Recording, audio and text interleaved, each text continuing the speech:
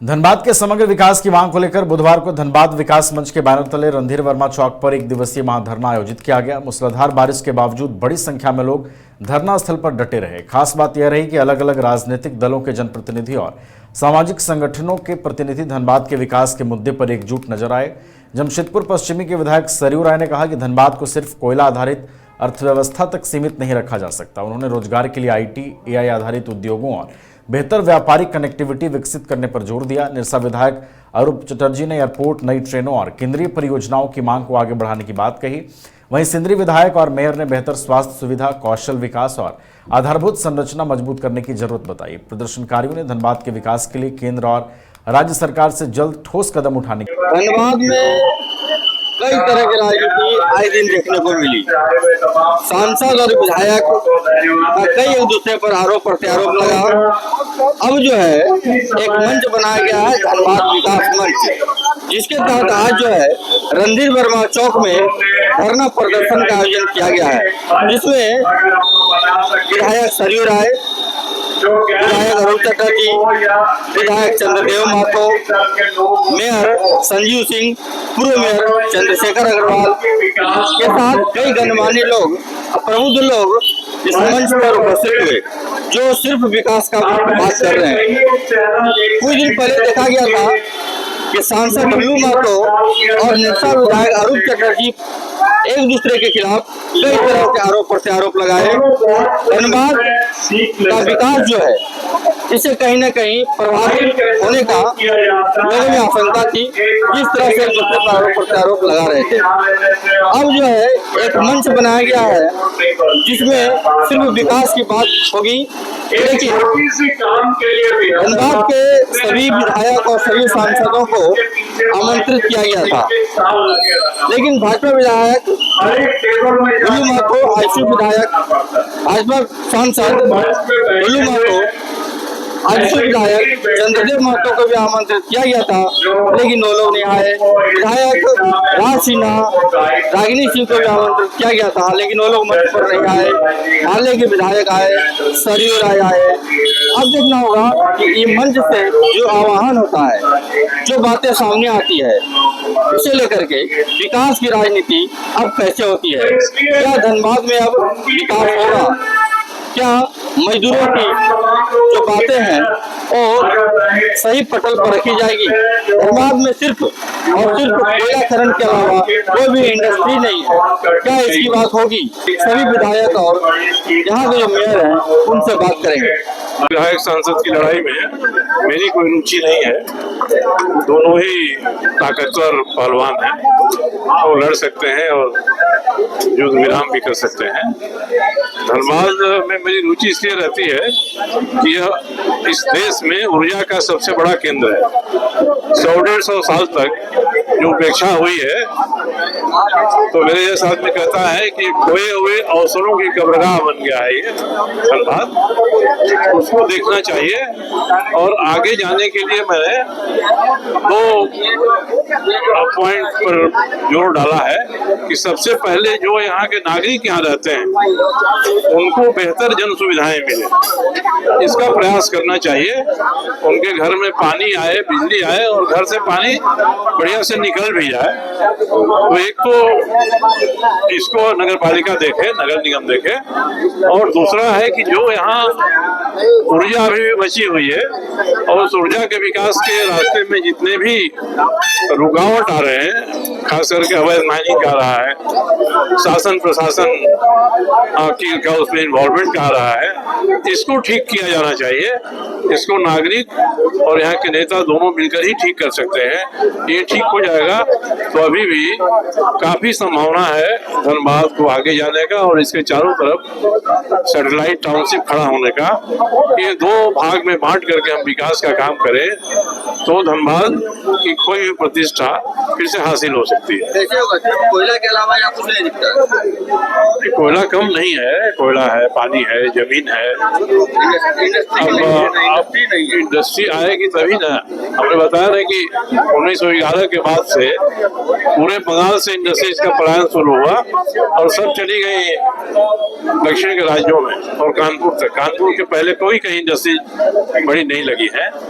तो इसके आधार पर हम करेंगे तो फिर से कलकत्ता का बंदरगाह नई सरकार बनने के बाद सक्रिय हो सकता है और उसका फायदा उठाकर जो हमारा भारत का नक्शा देखते हैं एक रीम की तरह है और उधर जो एशिया का पूर्वी भाग के देश हैं उन देशों के साथ व्यापार हम आरंभ करें, यूरोप अमेरिका को छोड़ दें तो एक सफल व्यवसायिक कदम उठ सकता है। अटल बिहारी वाजपेयी प्रधानमंत्री थे, 2003 में उन्होंने अभियान आरंभ किया था, फिर ये छूट गया। तो हमको आर्थिक विकास और आर्थिक व्यवहार के नए क्षेत्र खोजने पड़ेंगे। जो लाओस है, वियतनाम है, इस तरह के जो देश है वहाँ के साथ संबंध बनाना चाहिए, यूरोप अमेरिका की तरफ से अपनी रुचि हटानी चाहिए। ये होगा तो धनबाद एक विकास का केंद्र बनेगा, बहुत बड़ा केंद्र बनेगा। देखिए ये शुरुआत है और हम समझते हैं जो सभी दलों बड़ी बड़ी नेता भी यहाँ पर आए और आशा करते हैं यदि ठीक से हम लोग मेहनत करें, इसके बाद एक कमेटी भी बना दें, ठीक से मेहनत करें, चेक चेक करके जो भी हमारे बैनर पे लगी हुई सारे डेवलपमेंट को हम लोग जमीन प्रयास किए थे लेकिन भाजपा और कांग्रेस को नहीं आए। देखिए कांग्रेस के वैभव सिन्हा जी यहाँ पर हैं और भी लोग हैं तो लोग आएंगे, हो सकती है उनकी कुछ मजबूरियां होंगी, लोग आएंगे। हम आशा करते हैं जो भविष्य में ये बड़ा रैला आप देख सकें। भाजपा के विधायक उनकी मजबूरी होगी, उसने आया नहीं हो इस मंच पर। क्या बातें हुई, क्या बातें हुई, किस तरह से? देखिए हम लोग चाहे केंद्र सरकार हो, राज्य सरकार हो, सभी से दरख्वास्त करेंगे जो भाई हमारी मांगों को जो है बड़ी जो योजनाएं हैं, चाहे एयरपोर्ट का मामला हो, ट्रेन की मामला हो, आपके सदर हॉस्पिटल की डेवलपमेंट के मामला हो, सुपर स्पेशलिटी हॉस्पिटल के मामला हो, बीसीसीएल के सेंट्रल हॉस्पिटल को और सुपर स्पेशलिटी हॉस्पिटल में ट्रॉमा सेंटर, ऐसे तमाम बड़े बड़े योजनाओं को हम लोग धरती में यहाँ पर लाने की कोशिश करेंगे। हमारे यहाँ 2 सांसद हैं, हमारे यहाँ 6 विधायक और जिला परिषद अध्यक्ष है, एक मेयर है और जनप्रतिनिधि हैं। सब लोगों को एक मंच पर आकर बैठकर प्रशासनिक स्तर पर बात करना होगा। आप एक बात को समझिए कि अभी हम लोगों के लिए ये सोचने का विषय है कि धनबाद की मुख्य मार्ग जिस तरह से अव्यवस्था का शिकार हो रहा है और एक बीसीसीएल जो है इसकी जिम्मेवारी नहीं ले रहा है, हमको लगता है कि या तो जिला प्रशासन को धनबाद के जनता को छूट दे देना चाहिए कि अपने स्तर से बीसीसीएल से व्यवस्था बनवा ले, और नहीं तो जिला प्रशासन को इस पर हस्तक्षेप करना चाहिए। क्योंकि जो बैठक आपदा प्रबंधन के अध्यक्ष के साथ सभी माननीय विधायक और सांसद के साथ हुई थी, उस बैठक में हमें भी उपस्थित होना था, तो जो निर्णय उस बैठक में हुआ है अभी उसका 1 पैसा इम्प्लीमेंट नहीं हुआ है। इसके लिए चिंता करना चाहिए कि ये क्यों नहीं हुआ।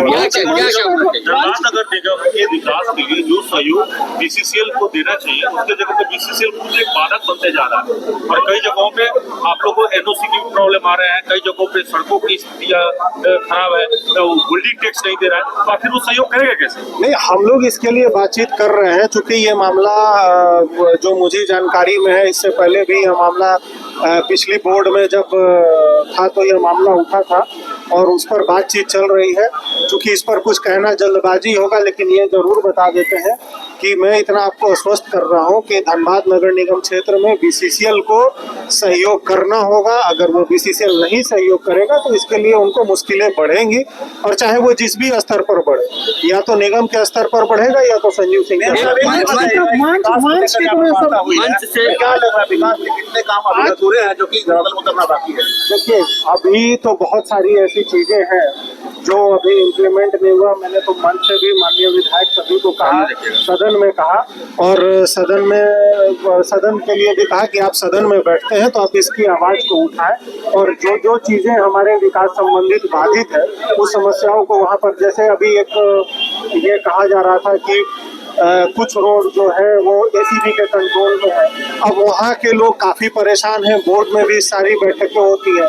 तो मैंने माननीय विधायक से भी कहा है जो हमारे हैं और इस बार मैं रागिनी जी से भी कहूंगा और सभी माननीय विधायक को स्पेशली पत्र भी दूंगा कि आप सदन में इस बात की चर्चा करें कि जो जांच जो हो रहा है हो जाए, और इतने लंबे समय तक जांच करके और रोड का विकास ना करना ये भी गलत है।